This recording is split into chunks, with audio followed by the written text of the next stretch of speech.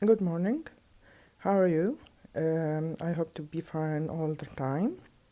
Today we will discuss a new lesson in the Unit 2 for Secondary 2. This lesson talks about the trends and periodicity of properties in the periodic table. For the most important, knowing that the chemical properties and some of physical properties are determined with the electronic configuration of an element. So again and again and again, our big issue for this term in chemistry is the electronic configuration of elements, which determine the chemical properties and some physical properties. The main properties which we'll study in this lesson and the next lesson, inshallah, seven characters. The first character will be the atomic radius. Then we will discuss the electron negativity. Firstly, we will discuss the atomic radius and ionic radius. Then we will discuss, secondly, ionization potential. Thirdly, electron affinity. Fourthly, electronegativity. Fifthly, metallic and non-metallic properties. Sixthly, acidic and basic property. And finally, we will discuss the oxidation numbers and how to calculate the oxidation number of any element in its compound or its ionic state. Okay. Firstly, we will discuss what is the meaning of atomic radius and how to calculate the atomic radius in case of covalent compounds and ionic compounds. Firstly, we will discuss or make a definition for the atomic radius. The atomic radius, it is estimated by half the distance between the center of two similar atoms in a diatomic molecule, as shown in this picture. In the other hand, the covalent length, which is symbolized with 2r, it is estimated by the distance between the centers, again, the centers of the two nuclei of the two bounded similar atoms in a diatomic molecule. Okay, atomic radius symbolized with r, bond length is symbolized with 2r. So the atomic radius, it is a half of the bond length which present between two similar atoms.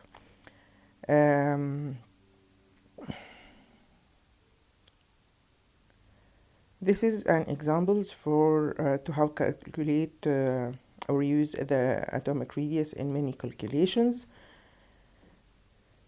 The first example, the bond length in chloride molecule, chloride is 1.98 angstrom. Angstrom, it is the unit which is used to measure this length. For sure, this is very small length unit. Angstrom equal 100 to power minus 10 meter. So it is very small length unit. Again, go to our example, and the length between carbon chloride atoms is 1.76 angstrom. Calculate the atomic radius of carbon. For sure, firstly we'll calculate the atomic radius of one chloride atom.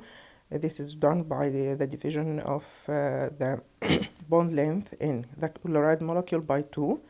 The product will added to the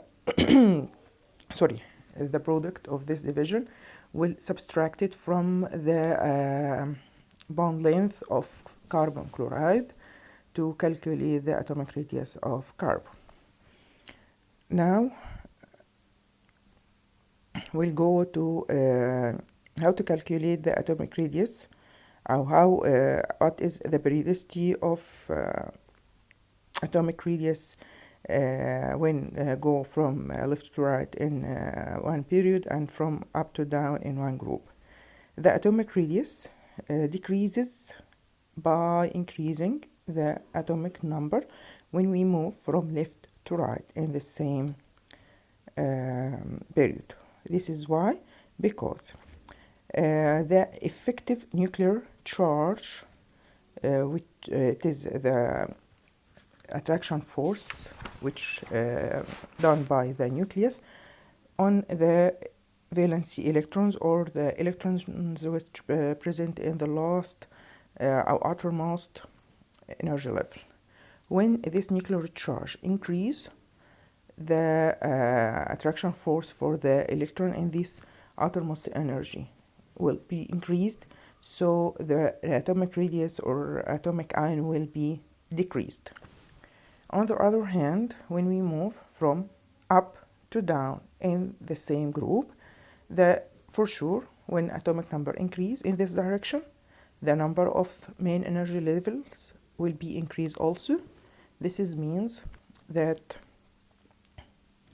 the attraction force or effective nuclear charge will be decreased when we move from up to down, leads to increasing in the atomic radius in this direction. Okay, now we will watch a video to illustrate these concepts.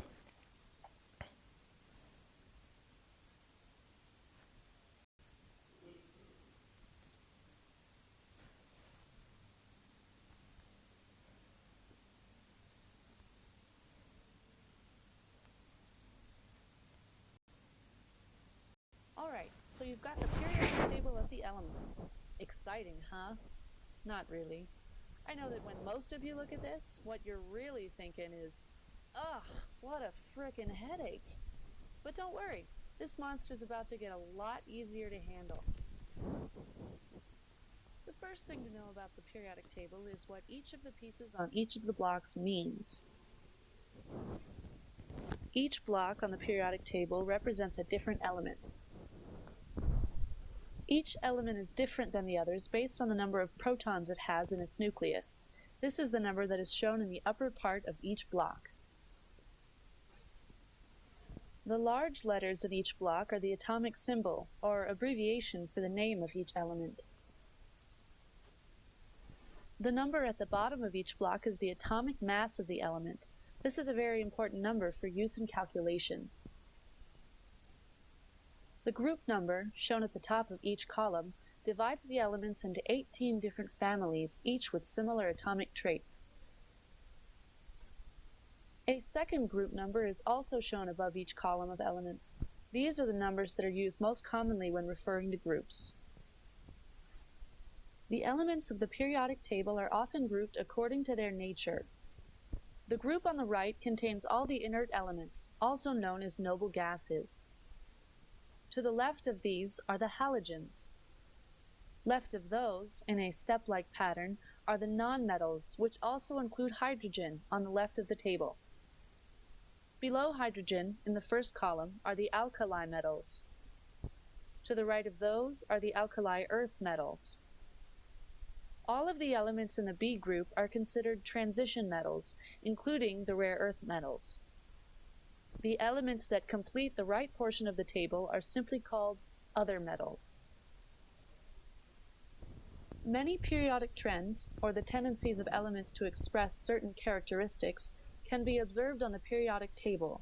These trends include atomic radius, ionization energy, electron affinity, and metallic character.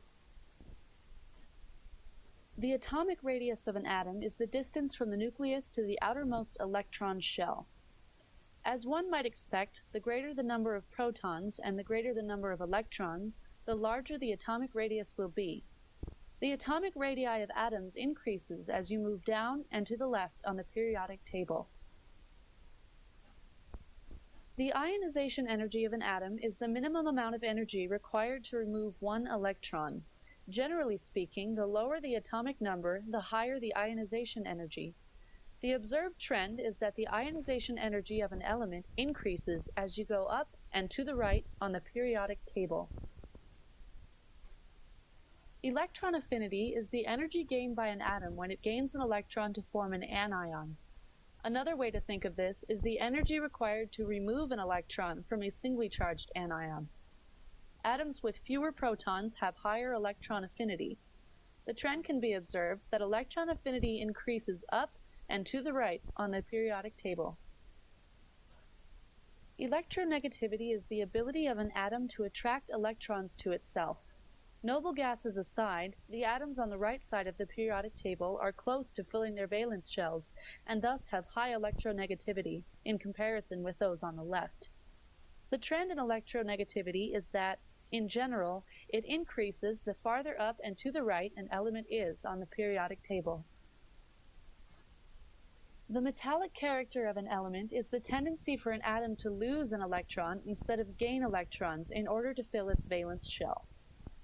As you noticed in the group classification of the elements, the less metallic atoms are on the right side of the periodic table. With this in mind, the trend can be observed that the metallic character of an element increases as you move down and to the left on the periodic table. Now that you know your stuff, don't let this big messy table give you a headache. Just relax, remember the trends, and you'll be fine.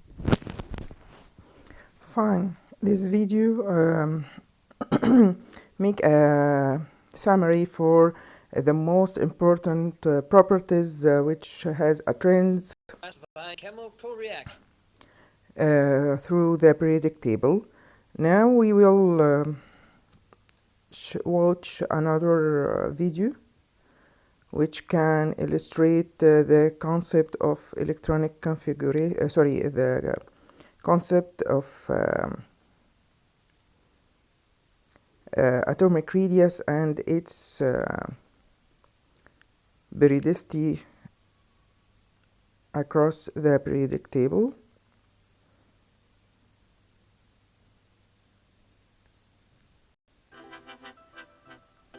The best little software out there. I still have yet to see anything else that competes with it. I noticed, at least in group 1, the positive ions seem to be smaller than their parent atom.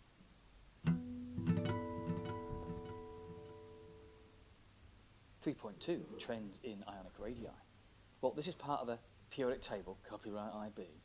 I noticed that, at least in group 1, the positive ions seem to be smaller than their parent atoms. That trend also seems to follow in group 2. Again, the positive ions, which are atoms that have lost electrons, are smaller than their parent atoms. And that's actually true for all positive ions. Germanium can have a positive or a negative ion, and it seems that the negative ion is actually bigger than the parent atom. Looking down the halogens, that pattern also seems to hold true. Negative ions seem bigger than the parent atoms, gained an electron. And there seems to be no data for the noble gases. Oh well. All right, so let's look in a bit more detail. Lithium has an electronic arrangement of 2-1, 1s2, 2s1. And if that loses its one electron, it's in group 1, it wants to lose one electron, you can see it loses a main energy level, and it's going to be smaller. Same for sodium. If that loses its outer main energy level, it's going to be smaller. And so that explains why positive ions are smaller than their parent atoms. Because invariably, they've lost the outer main energy level, so they're smaller. So in IB speak, positive ions tend to have a smaller radii than their parent atoms, since the ions are made by the loss of the outer main energy level. Almost all the time. But that's good enough for IB. Let's look at the negative ions. If I add an electron to fluorine to make a fluoride ion, that gets bigger. And that's the case for all of these ions. Adding an electron puffs out, and you can use those words, energy level, because there are more electrons now, more repulsion. In ID speak, negative ions are larger than their parent atoms, since the extra electrons can cause repulsion in the energy level. And maybe you want to use the word electrostatic there. That's essentially a negative repelling a negative, or a positive a positive. This is their classic question. Explain the relative radii. Well, let's start off with the carbon atom. So why is the carbon ion smaller? Well, it's lost those 4 electrons and it's lost a main energy level, or shell. And why is the carbide, ide means a negative ion, so the carbide ion, why is that bigger? Well, there's more electrons now, so there's more repulsion. So it puffs up compared to the atom.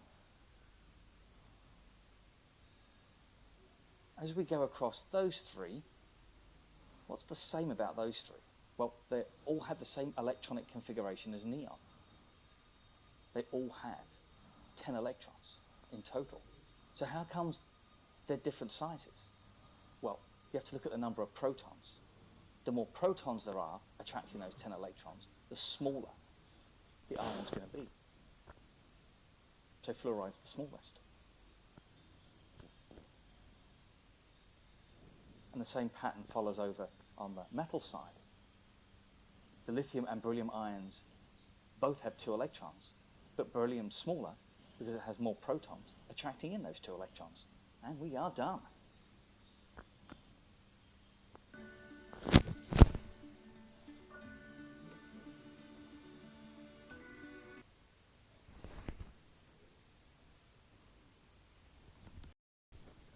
Now the trend of atomic now the trend of atomic radius and ionic radius through the periodic table is clear for us.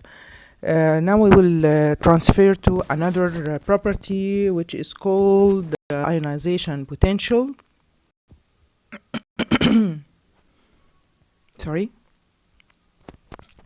The ionization potential. What is the ionization potential and how to predict its trend through the periodic table? The ionization potential, it is the amount of energy required to remove the smallest bounded electron completely from an isolated gase's atom.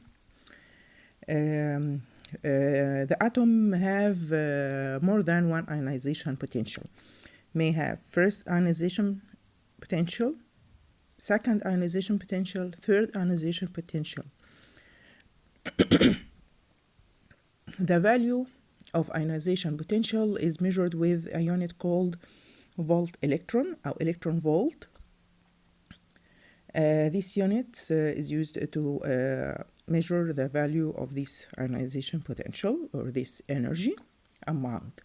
For sure, the first ionization potential will be less than the second ionization potential, which is less than the third potential energy. This is why, because when we remove one electron from an atom, the nuclear attractive charge will be decreased, which affected in the outermost energy levels, or which affect the electron in the outermost energy level. When this charge increase due to the increase in number of protons, positive protons, in comparison with the number of negative electrons, this is make the energy required to remove the second electron from this atom is higher. This is also can be applied for the third potential energy. The third potential energy, it is the energy required to remove the third electron from an ion and from a positive ion. For sure, the number of protons in a positive ion which carry a 2 positive charge is larger and more for the electron in the most energy level. So when we try to remove the third electron from the outermost energy level, this will lead to exert or consume more energy to do that. Okay. What is the periodicity of this property, ionization potential, through the period and through the group? When we move from left to right, the atomic number of the elements will be increased. This means the effective positive charge in the nucleus will be increased. So when we move from left to right, the value of ionization potential will be increased. But on on moving from up to down in the same group, the number of energy level for sure increased, which lead to the decrease in the effective nuclear charge on the electrons in the outermost energy level, which leads to decrease in the value of ionization potential when we move from up to down in the same periodic in the same group. Now we will watch a video illustrate this property and its tendency through the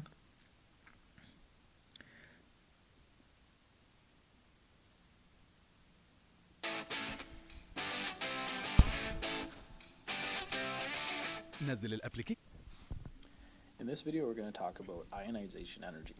We will talk about what it is and how we can predict the ionization energy of an element based on a periodic trend. So let's start with what is ionization energy. Ionization energy is the energy required to remove an electron from a gaseous atom or ion. Now, we're not just talking about the atoms that are gases at room temperature, but this is for all elements on the periodic table. We just have to turn the element into a gas first before we can move the electron. This is kind of a general equation of what's going to be happening here. We have an element, and X could represent any element on the periodic table.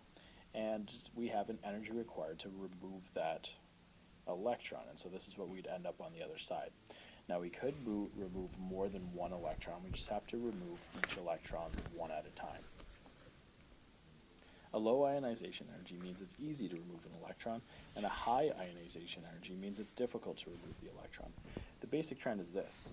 Metals have a low ionization energy, whereas nonmetals have a high ionization energy.